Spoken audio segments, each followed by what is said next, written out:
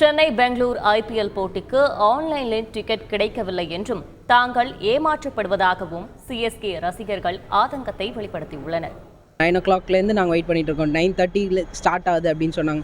ஆனால் அதுக்கு முன்னாடியே ஸ்டார்ட் பண்ணிட்டாங்களா என்ன ஏதுன்னு தெரியவே இல்லை. பேடிஎம் இன்சைடர் ஆப்பில் ஓப்பன் பண்ணுங்க அப்படின்னு சொன்னாங்க. எல்லாருமே லைக் ஒரு இதில் நாங்கள் 2 டிக்கெட் புக் பண்ணலாம் அப்படின்னு சொன்னாங்க.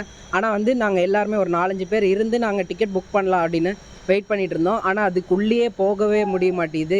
என்னாச்சு ஏதாச்சுன்னு தெரியல. போன வருஷமும் இதே மாதிரி தான் நடந்துட்டு இருந்தது. எங்களுக்கு முழுக்க முழுக்க ஏமாற்றம் தான் நடக்கிறது எங்களோட ஃபேன்ஸ்க்கு. 7,000 பீப்புள் டிக்கெட் புக்கே ஆகலைன்றாங்க.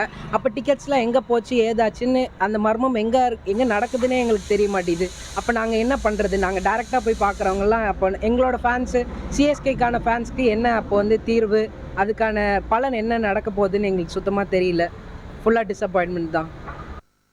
சென்னை பெங்களூர் ஐபிஎல் போட்டிக்கு ஆன்லைனில் டிக்கெட்கள் கிடைக்கவில்லை என்றும் அதிக விலைக்கு கள்ளச்சந்தையில் விற்கப்படுவதாகவும் ரசிகர்கள் குற்றம் சாட்டியுள்ளனர். ஆர்சிபி சிஎஸ்கே மேட்ச் நடக்குதுன்னா ஆன்லைனில் டிக்கெட் பார்த்தோம். சோல்ட் அவுட் இருக்குது. எல்லாமே பிளாக் விற்கிறாங்க. 2,000 டிக்கெட்டு 10,000 விற்கிறாங்க. ஃபேன்ஸ் ஆர்சிபி ஃபேன்ஸ் என்ன பண்ணணும்னு தெரில.